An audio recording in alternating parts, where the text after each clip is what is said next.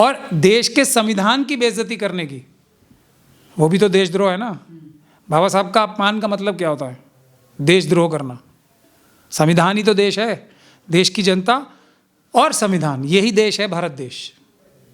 तो जो देश के खिलाफ बगावत कर रहा है, संविधान के खिलाफ बगावत कर रहा है, बाबा साहब के खिलाफ ऐसी बातें बोल रहा है, वो तो आतंकवादी ही होता है ना। तो ये आतंकवाद का मुकदमा लगना चाहिए। SC/ST एक्ट तो लगता ही है, उसमें तो कोई कहने की बात ही नहीं। वो तो लगना ही है।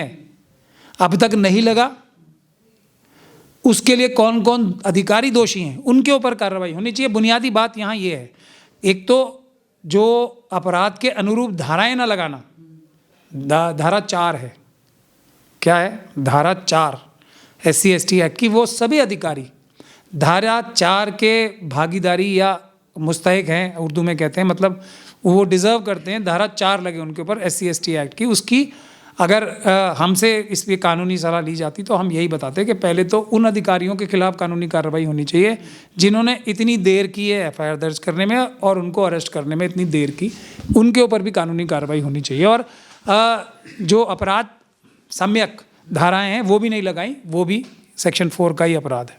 आप क्या चाहते हैं, इसमें क्या हो कार्रवाई? मैं हमेशा जो चाहता हूँ वही चाहूँगा आज भी। किसी के साथ ज़्यादती नहीं होनी चाहिए।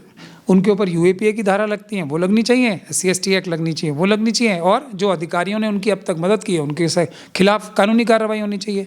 मैं कभी भी कोई ऐसी चीज़ नहीं चाहता हूँ या मांग नहीं करता हूँ जो कानून के हिसाब से ना हो, संविधान के हिसाब से ना हो। जो संविधान कहता है सब संविधान और कानून के आगे बराबर हैं, तो इनके खिलाफ भी UAPA लगनी चाहिए और देशद्रोह का मुकदमा भी लगना चाहिए, और जो अधिकारियों ने अब तक बचाया इन्हें उनके खिलाफ धारा 4 और दूसरी धाराएं लगनी चाहिए। इस पूरी फिल्म के पीछे कौन है, पर्दे के पीछे कौन है जो अनिल मिश्रा को लगातार श्रेय दे रहा है?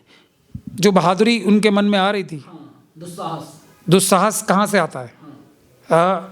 जो दुस्साहस या अपराध करने से रोकने की जो हमारी संस्थाएं हैं वहाँ से ही तो आएगा। किसी अपराधी के मन में बहादुरी कहाँ से आती है? कि जो पुलिस है, इन्वेस्टिगेटिंग एजेंसीज हैं, वो मुझे शय दे रही हैं, वही कह रही है तुम करो, हम आपको पकड़ेंगे नहीं। और कहाँ से किसी भारत के बाबा साहब के बनाए हुए संविधान से कोई अपराधी ना डरे? ऐसा थोड़ी हो सकता है, हो ही नहीं सकता ना। ये तो वो पकड़